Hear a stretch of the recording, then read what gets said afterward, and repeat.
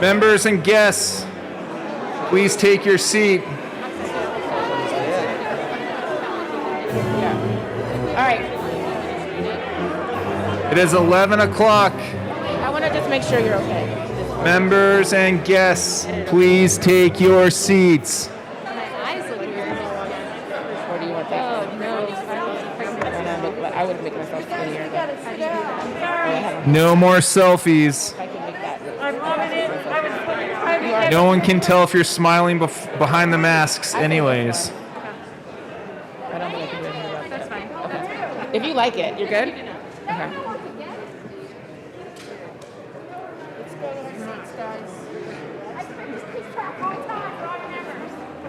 Representative Froelich, Valdez, Faster. Yeah.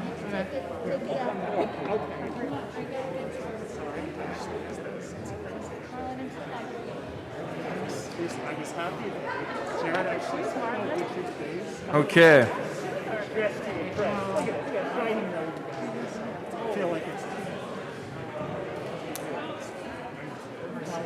The joint session will now come to order. Majority Leader Fenberg.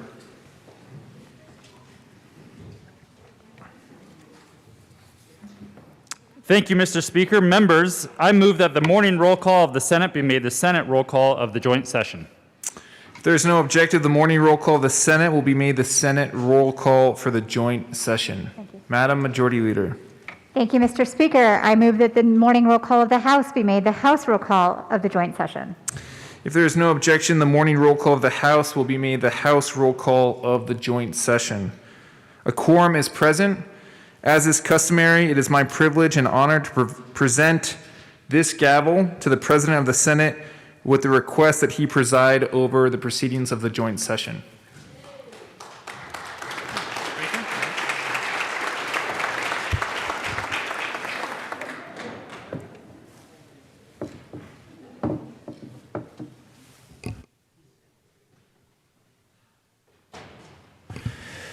Thank you, Mr. Speaker. Will the Joint Committee composed of Senators Zenzinger and Kirkmeyer, Representatives Arndt and Bradfield escort the Governor to the House chambers? Mr. President, Mr. Speaker, ladies and gentlemen, please rise for the Governor of the great state of Colorado, the Honorable Jared Polis.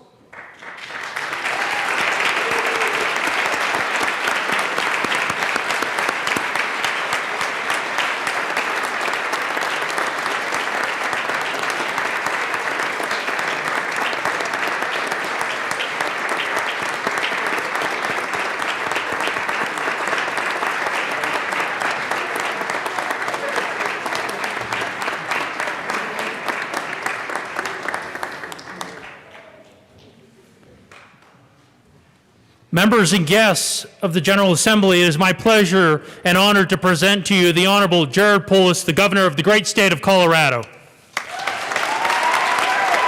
President, Mr. Speaker, good to see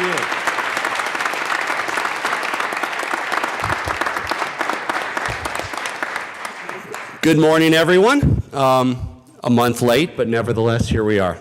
Thank you, Senate President Garcia, Speaker Garnett, Leader Hulbert, Leader McKeon, members of the General Assembly from across the great state of Colorado, Lieutenant Governor Primavera, Treasurer Dave Young, Commissioner of Education Anthis, Chief Justice Boatwright, our dedicated First Gentleman Marlon Reese, and joining us virtually, I want to acknowledge Attorney General Weiser, Secretary of State Griswold, Ute Mountain Ute Tribal Chairman Manuel Hart, Tribal Council members from the Southern Ute Indian Nation, Tribal Chairman Melvin Baker, and Tribal Council members, members of the State Board of Education, justices of the Supreme Court, members of the Cabinet, and my mom and dad. Hi. My fellow Coloradans, I'm mindful that as I speak to you this morning, many of you are facing some of the toughest challenges that we faced in our lives. Too many of us have lost someone close to us due to this terrible pandemic. Many of us have battled illness ourselves, as we have in our family, or dealt with the anxiety of having loved ones in the hospital without being able to be by their bedside to comfort them. Many others have lost jobs that not only filled days with purpose, but kept a roof over your family's head. These truly have been difficult times for humanity. And as if the pandemic and resulting global recession was not enough, in Colorado, we've also weathered record-breaking wildfires that have destroyed homes and claimed lives in a statewide drought. We've witnessed brutality inflicted on Black Americans and grappled with how to address systemic discrimination against people of color. And we've watched in shock and horror as the foundation of our democracy itself came under attack in Washington, D.C. by a violent mob intent on overturning the results of a free and fair election. In short, this has been one of the most challenging years of our lives as Coloradans and as Americans. But as Coloradans, we face down tough times with grit and overcome them together. When I became governor, I knew that leading our state through good times and bad, but especially through darkness, whenever and however it came, would be the most important and solemn responsibility of this job. Still, like many of us, I never envisioned this. I don't think any of us did. Gathering in this room, separated by plexiglass and wearing our masks, or that our kids, my kids too, would go months without hugging their grandparents. We've faced the unimaginable this year, and the state of the state, above all, is a reflection of our strength and resilience as Coloradans. We've worked together to protect our families and our communities by staying apart. We've endured loneliness, we've put off joyous weddings and birthdays and graduations. We've worn our masks to save lives and to keep our economy going. We've given what we could, and together we've raised over $24 million for the Colorado COVID Relief Fund, which has supported 1,000 nonprofit organizations in all 64 counties of our state. And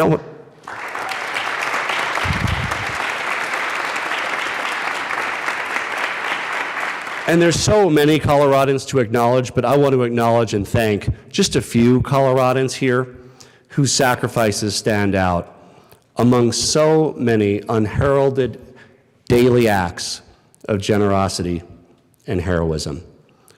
Of course, day after day, our brave healthcare workers put their own lives on hold, made incredible sacrifices to save so many souls. People like Tony, a nurse at UC Health in Greeley, who continued to show up for her patients while she herself was undergoing chemotherapy for stage 4 ovarian cancer. And Dr. Greg Golden, the son of a Colorado nurse and Army vet and father to 3 beautiful children, who not only spent many hours helping COVID patients in the intensive care unit at Banner Health in Greeley and Fort Collins, but when Colorado cases started going down, he went to Arizona and Wyoming to help patients in our neighboring states deal with their surge. He and his colleague, Dr. Cowden, created a consistent process to care for COVID patients. We're also joined by Nellie, an environmental services technician at UC Health Medical Center in Loveland, who took extra precautions over the last year to clean the rooms and sanitize the rooms that house COVID patients. And now she's committed to get this life-saving vaccine to as many Latinos as possible. Gracias, Nelly, por tu trabajo. I also want to thank our hospitals for their incredible service, from medical surge planning to vaccination clinics, large scale and small scale. Colorado's hospitals have truly been our partners in this pandemic, and I want to thank them on behalf of the state for that spirit of collaboration and partnership. We are joined today by Tony, Dr. Golden, Dr. Cowden, Nellie, and other healthcare workers. Please rise so we can express our appreciation.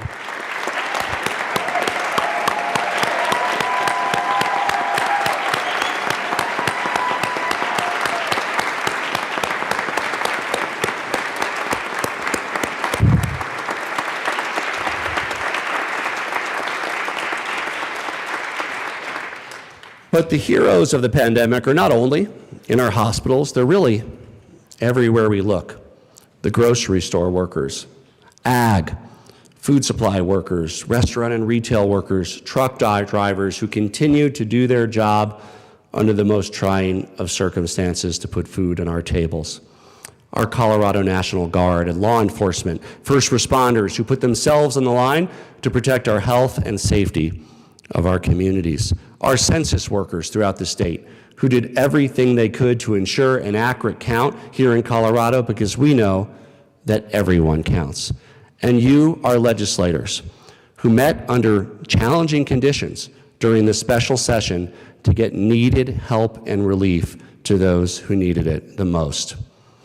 And finally, I want to personally thank all those on my team who've led us bravely across uncharted waters, working day and night with faith and with persistence. Joining us today are Jill Hunsaker-Ryan of the Colorado Department of Public Health, Stan Hilke of the Colorado Department of Public Safety, Lisa Coffin, my Chief of Staff, Rick Palacio, Strategic Advisor. And over the last year, Jill, Stan, Lisa, and Rick have led a coordinated pandemic response that prioritized data and scientific evidence, and I don't think they slept a wink. Thank you.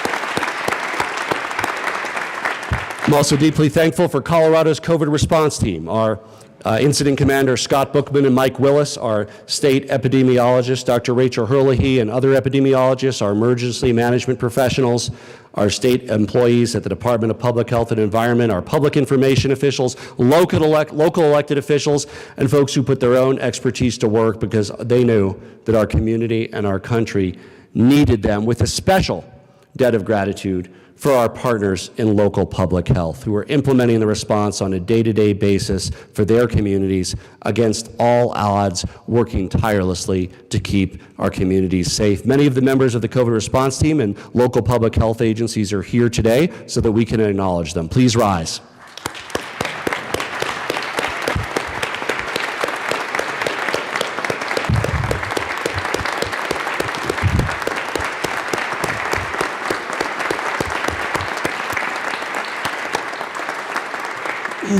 But tragically, as we all know, many of us personally, including myself, not everyone has made it through. As of today, Colorado's lost 5,655 souls to COVID-19. Each loss seared into the mind and collective memory of our state. And today, as many Coloradans observe Ash Wednesday, let us reflect on the past and each of our sacrifices over the last year. As Ecclesiastes 3:20 reads, all go to one place, and all come from dust, and all return to dust. If we can have a moment of silence for those who we lost.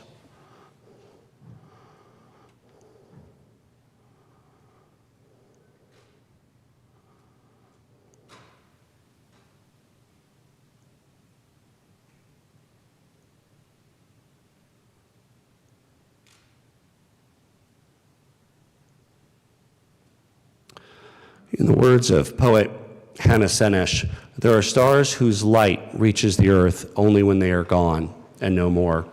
And there are people whose sparkling memory illuminates the world when they themselves are no longer in our midst. These lights, which shine bright in the darkness of night, show us the lighted path. And I know that many in this chamber have lost friends and family members to COVID. I've lost friends as well, and they will forever live, and may their memory be a blessing for all of us. Of course, the greatest way to honor the immeasurable sacrifice of the last year is to do right by one another and prevent further unnecessary loss. Our goals in Colorado have remained the same since the early days of the pandemic: avoid overwhelming our hospitals, save lives, ensure economic stability for Colorado families and small businesses until a cure or a vaccine is readily available. Thankfully, as we speak, the vaccine is making its way into communities and into arms across our state. Today, Colorado has one of the highest vaccination rates and one of the lowest transmission rates in the country. We've worked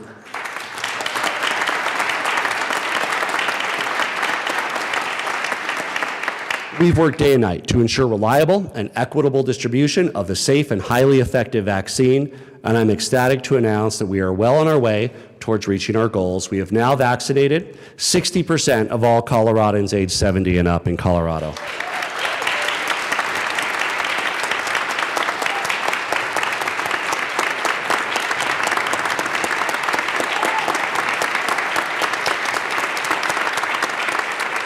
And Coloradans aged 70 and up represent 78% of our deaths in Colorado, and we'll continue pursuing every possible opportunity, every innovation to get the life-saving vaccine to you and your loved ones, no matter where you live, no matter who you are.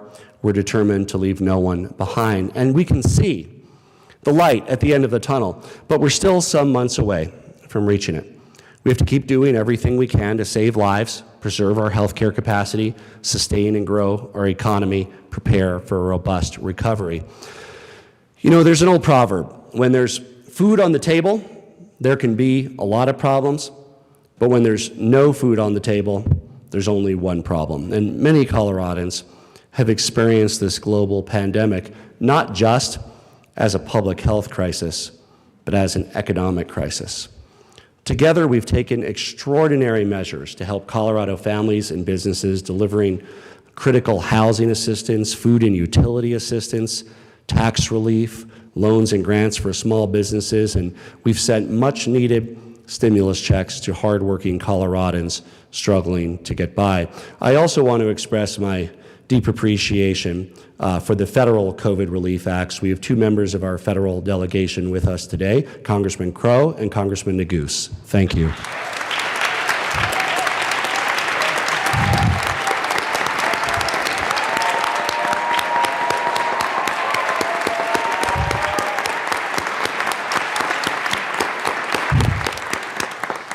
These bold measures have been made possible because of close, bipartisan collaboration. And I want to thank the leaders of the General Assembly, both this one and the last, Speakers Becker and Garnett, Leaders McKean and Neville, President Garcia, Leader Holbert, and all the members who came together last December to support a package of legislation that put Colorado families and businesses first.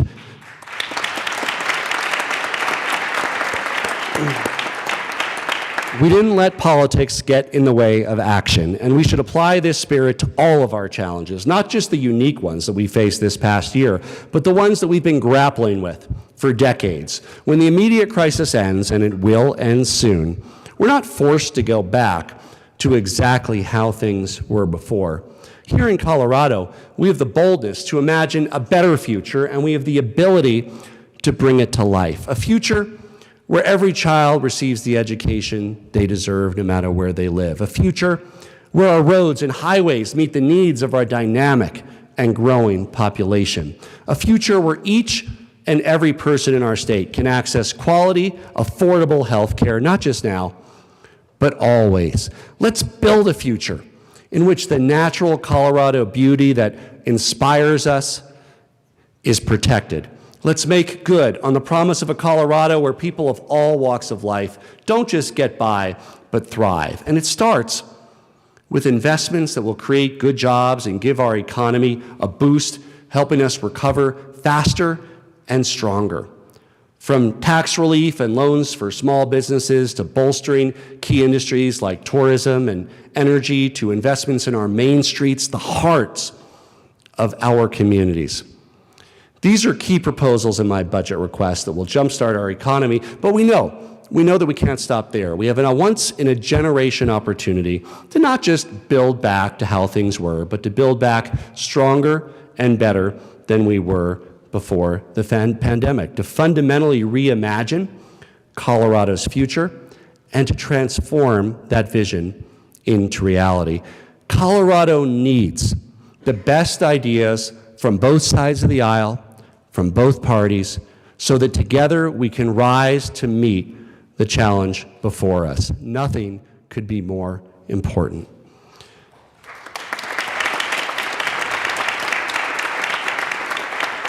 My budget request moves forward vital projects starting with much-needed repairs on roads across Colorado, from the Eisenhower Tunnel to rural roads that our farmers and ranchers rely on. We're going to make it easier for Coloradans and visitors to travel our great state, access the ski resorts and public lands that we love, while reducing traffic and improving our vibrant, beloved main streets in the process. We'll invest in our rural communities, continue bringing broadband to every corner of our state so that students and small business owners from Fort Morgan to Fruita can seize opportunity. And we must work to protect the natural splendor of our state and the animals with whom we share it by maintaining our public lands and continuing to invest in wildlife crossings and migration corridors. These shovel-ready projects are tried and true measures to boost the economy in tough times, creating good jobs for hardworking Coloradans while improving the quality of life for all of us.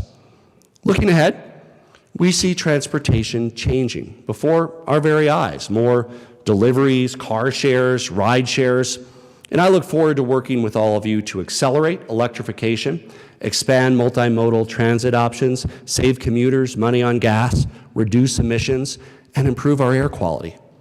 As our transportation habits change, so should we change the way we support our transportation system. We should reduce vehicle registration fees to save people money and support the recovery,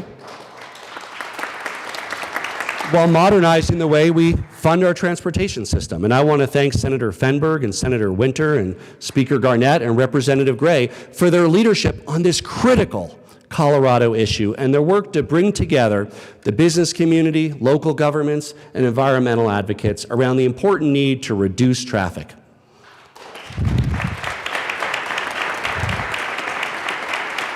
You know, one thing I think we all realized in the pandemic is how precious time is, and time lost in traffic is time away from kids and family and friends, and that's something we value even more than we did before the pandemic. And as Coloradans face tough times, we need to help folks get back on their feet, make life more affordable in our state. From job training to affordable housing to reducing the tax burden on middle-class families. From the start of my administration, we've worked together to make Colorado's tax code more fair by getting rid of special interest tax breaks that benefit the few and using those savings to lower taxes for the rest of us. This year, I propose that we eliminate the business personal property tax for tens of thousands of small businesses, reducing paperwork and protecting them from onerous and costly tax requirements.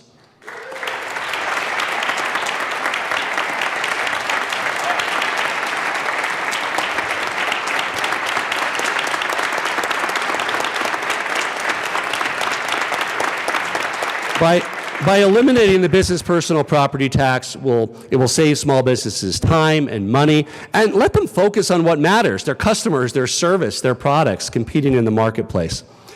To help hardworking Coloradans, I propose that we double the earned income tax credit and provide up to $600 in tax credit per child for nearly 200,000 families in our state through the Colorado Child Tax Credit.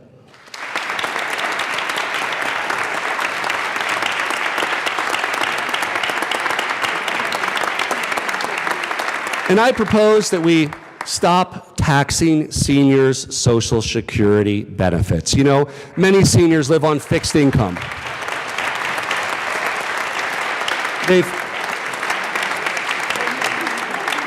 They've already borne the brunt of the health side of this pandemic. Seniors live on fixed income. We should not tax the Social Security benefits that they've earned by paying in and that they depend on. With the leadership of Senator Moreno and Senator Hansen, Representative Weissman, and Representative Sirota, I'm confident that we will get it done. All of this, along with the voter-approved reduction in the state income tax, will deliver the most substantial and comprehensive tax relief in decades for hardworking Coloradans and small businesses. This is why we're sent here by the voters, to take on the big challenges and make changes that will improve the quality of life in our great state. Just look at how, over the past few years, we've broken down barriers that held too many young families back and made Colorado one of the best places in America to raise a family. Family leave, childcare, kindergarten, preschool. And I want to thank the bipartisan coalition of lawmakers who supported putting Proposition EE on the ballot last year. Because of your work and the support of over 2/3 of Colorado voters, we can now combat one of the worst challenges confronting our children, smoking and vaping, while investing in one of the best things for our children, universal preschool.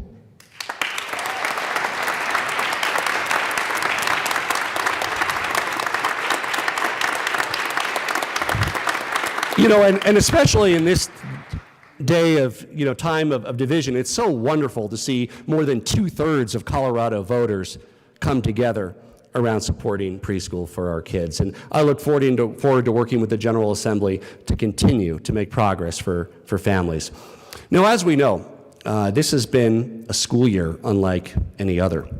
And tragically, the effects have rippled through society, not only impacting our children's education, but straining families and, in particular, forcing millions of women across our country out of the workforce.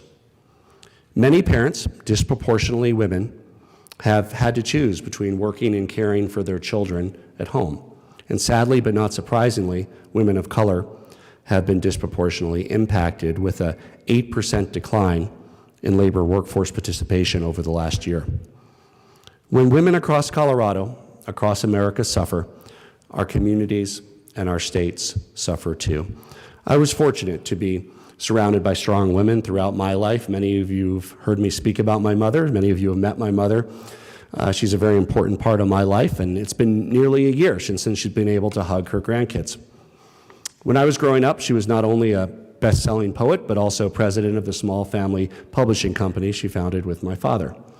My grandmother, June, was sales manager of the family company for 30 years. She cooked amazing food, she knitted up a storm, and she worked long weeks in the office and was loved and feared by sales reps around the country.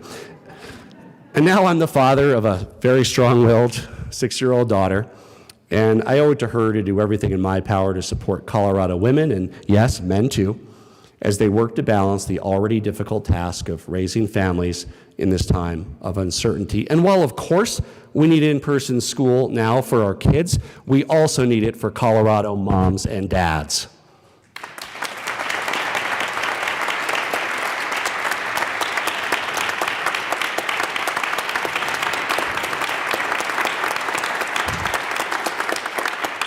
It's simple. Our efforts in Colorado to support families fall short if we can't ensure that Colorado women have a secure place in our economy. That's why it's so important. With the leadership of Senator Danielson, Senator Pedersen, now Senator Buckner, Representative Gonzalez Gutierrez, we passed a law to ensure that women are finally paid the same as men in Colorado.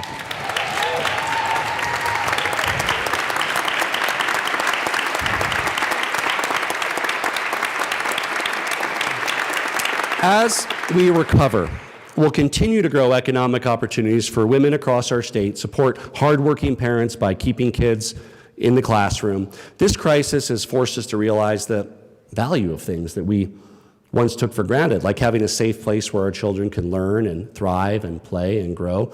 As parents of 2 young children, Marlon and I share the newfound appreciation that so many Coloradans feel for teachers and other school professionals who've gone above and beyond to make sure our kids are learning under challenging circumstances.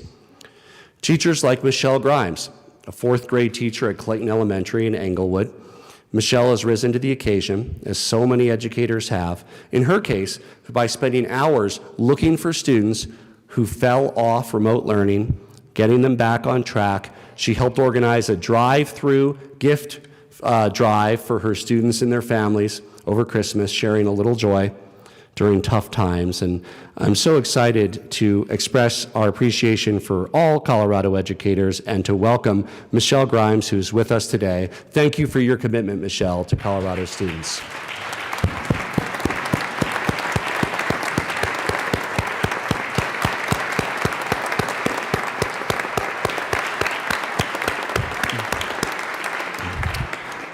I salute all the children, parents, and educators who've done their best to adapt. It's why we should continue the General Assembly's bipartisan efforts, led by Representative McCluskey and Senator Lundeen, and their work through the School Finance Interim Committee, to make funding more equitable and student-centered so that every Colorado child has a chance to succeed.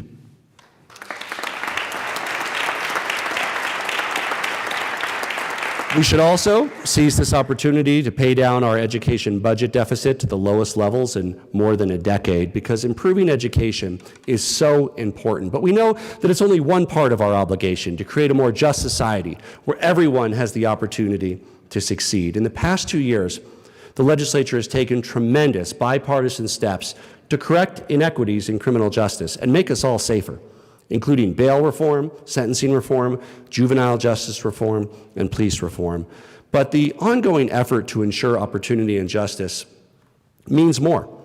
It means taking our leads from Representative Herod and Senator Buckner to stop the school-to-prison pipeline by investing more in school counselors and less in overly harsh punishments.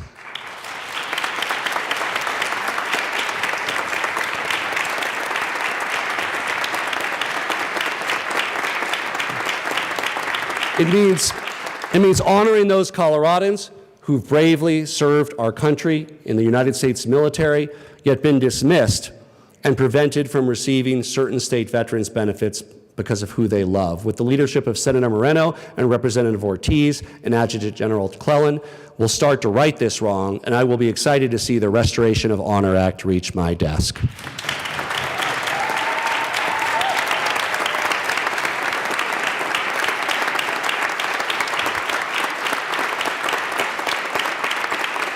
And it means partnering with Senator Gonzalez and Representative Gonzalez Gutierrez to ensure that state data isn't used to enforce a broken and inhumane immigration system.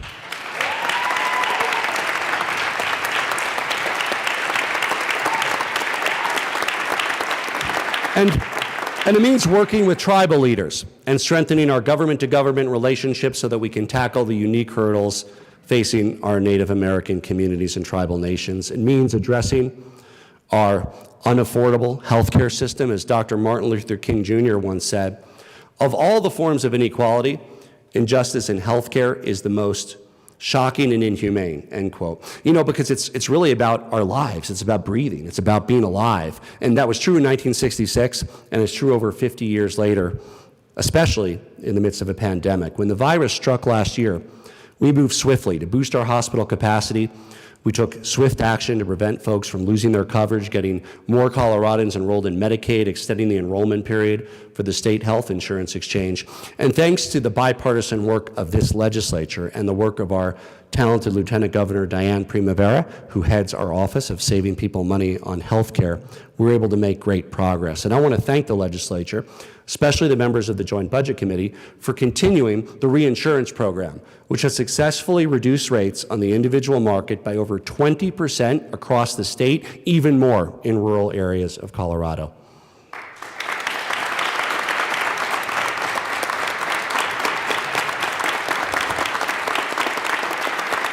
And we've made significant progress, but too many families still struggle to afford the care they need, and we look forward to working with this legislature on measures to save people money on health care by passing a bill carried by Senator Juarez Lewis, Senator Gonzalez, Representative Caraveo, Representative Kennedy, to reduce the cost of prescription drugs.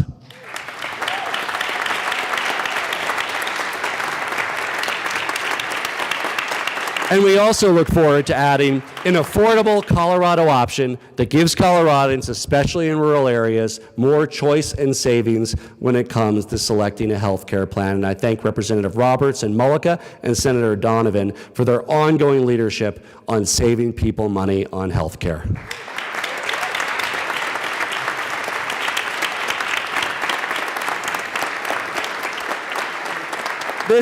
This pandemic has only further illuminated the stark inequities that Coloradans of color and those in underserved communities face.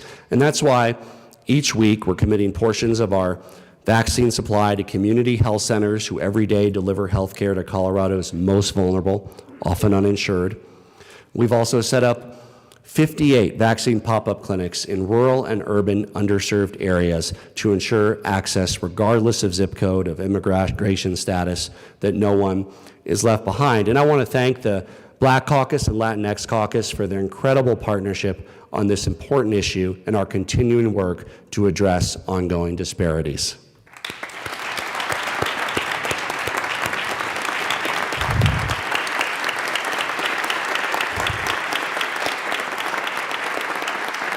We can and we will do better. This pandemic has forced us to be creative as we've reimagined healthcare. Think, for example, of telehealth, including behavioral telehealth, which isn't just a useful innovation in a time of social distancing, it's a convenient tool for folks who want to receive quality care from the comfort of their own homes. It can literally be life-saving for many Coloradans in rural areas who may live too far away from specialists or doctors and clinics and hospitals. And I also want to thank the Behavioral Health Task Force, which under the capable leadership of Michelle Barnes, developed a blueprint that will streamline our mental health services, a far too often overlooked area of healthcare. And I appreciate the bipartisan sponsors, Representatives Young and Pelton, and Senator Fields and Senator Gardner, for taking leadership on this vital issue.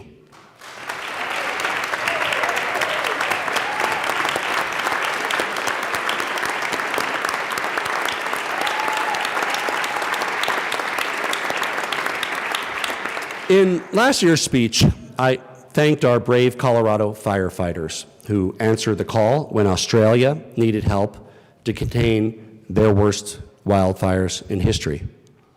Months later, the world watched as those same firefighters combated the 3 largest wildfires in the history of our state.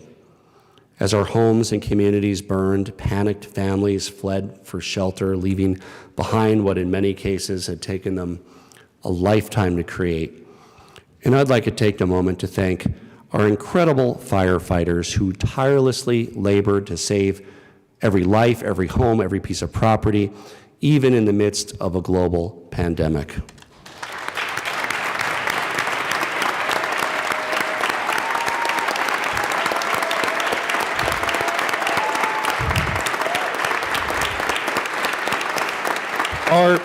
Our very own Department of Natural Resources Director Dan Gibbs answered the call as a certified wildland firefighter, fighting alongside many brave men and women at the Grizzly Creek and Cameron Peak fire.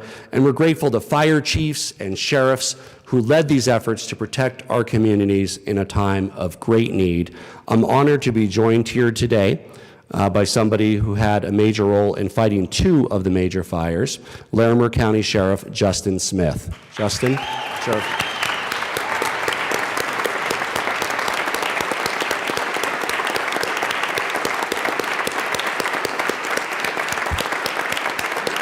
Sheriff Smith didn't sleep a wink in summer or fall and helped lead the efforts on the Cameron Peak Annie's troublesome fires that threaten Estes Park. And to the many others who are joining us virtually, we thank you for your leadership and your service. I want to thank Senator Rankin, Representative McCluskey, and all the members of the Joint Budget Committee for supporting wildfire response and mitigation, which will help give Colorado the tools we need to catch and suppress wildfires before they get out of hand.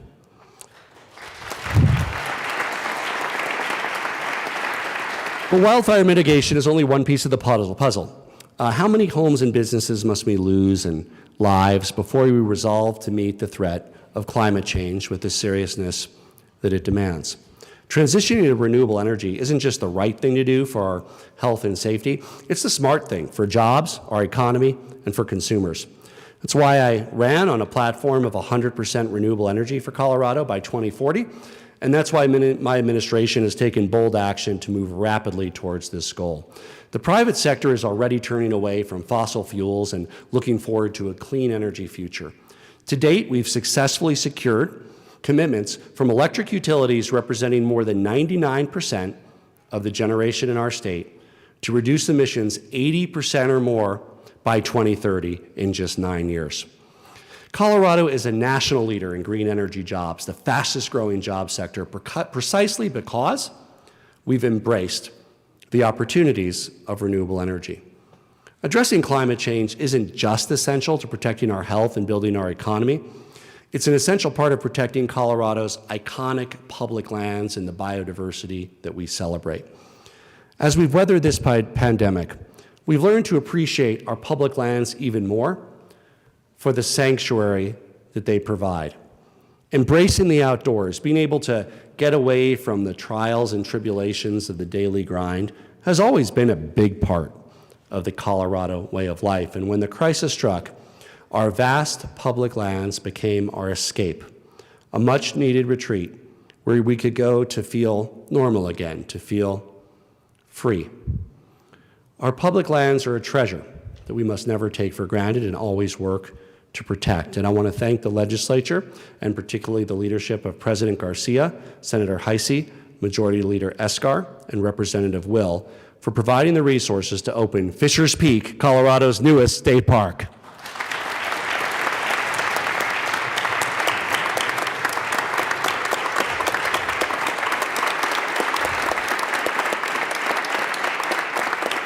We are excited for Fisher's Peak and the potential it holds for the southern Colorado economy, but it's just the start of what we can do together to keep Colorado wild. Let's go even further to protect these amazing places for years to come and leave a lasting legacy for future generations. By offering all Colorado vehicle owners the opportunity to purchase a park and public lands pass when they register their vehicle, we can expand affordable access to our great outdoors and ensure our state parks have a sustainable source of revenue to improve trails, expand camping, open new state parks. This kind of innovation embodies the Colorado way of solving problems, and I thank Senate Majority Leader Fenberg for his partnership on this important initiative.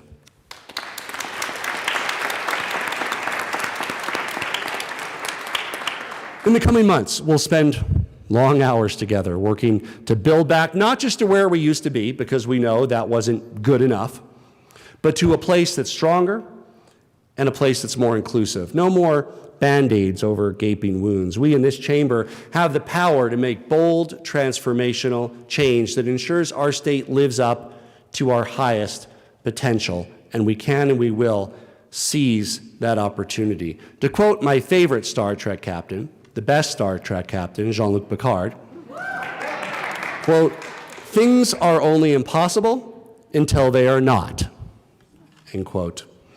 If the problems we face now were ever intractable, today they are not. If at some point in the past we lacked the means or the will to tackle them, today we do not. Over the last year, we faced a global pandemic, historic wildfires, a statewide drought, an unprecedented attack on our democracy, and now we have an opportunity for rebirth, for renewal, to rise from the ashes to fulfill the promise of a Colorado for all. Fulfilling that promise means historic investments in our people, our infrastructure, in the natural riches and beauty that surround us. It means helping Colorado businesses grow and create good-paying jobs. It means eliminating tax loopholes that benefit the few and well-connected while reducing taxes for businesses and hardworking Coloradans. It means ensuring Colorado is the best state in the country, the best, to start and raise a family by offering paid family leave, universal preschool, kindergarten, and truly affordable higher education. It means saving people money on health care. It means ending the system that for too many generations has allowed the color of your skin, your gender, ability, who you love, to determine the type of health care you get. Getting equal pay for equal work and whether our justice system will treat you fairly. It's often been said during the pandemic that we're all in the same storm, but we're not in the same boat. It's time to ensure that everybody has a sturdy boat to weather any storm that comes our way. As Coloradans, we rise up. We overcome our challenges, not because overcoming is inevitable, because it's not, but because we choose to do the work to fulfill our responsibility. It's who we are. It's what we do. So the state of the state, this past year we've been bruised, battered, and shaken to our core, but nevertheless, the state of Colorado remains strong.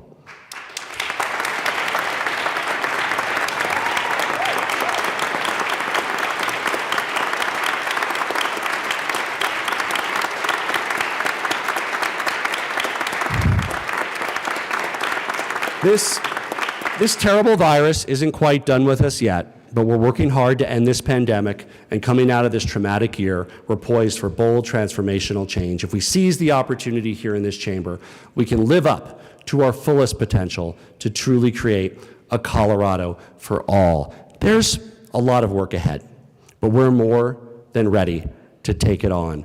God bless you all, God bless Colorado, and God bless the United States of America.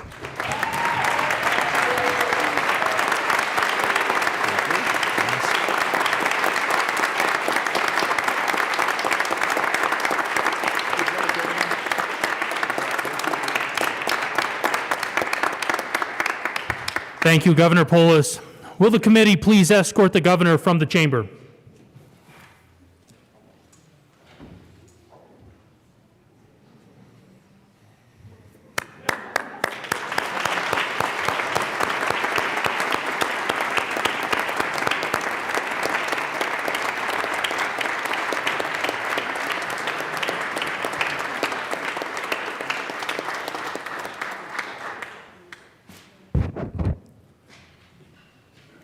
Madam Majority Leader.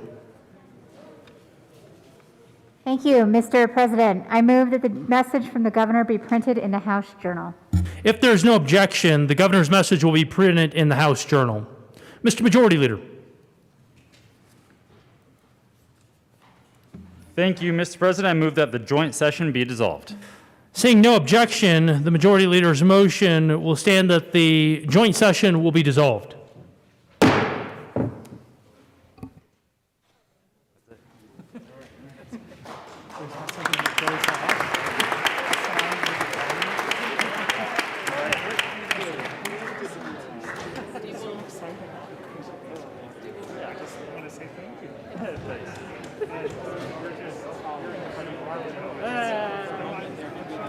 Thank you.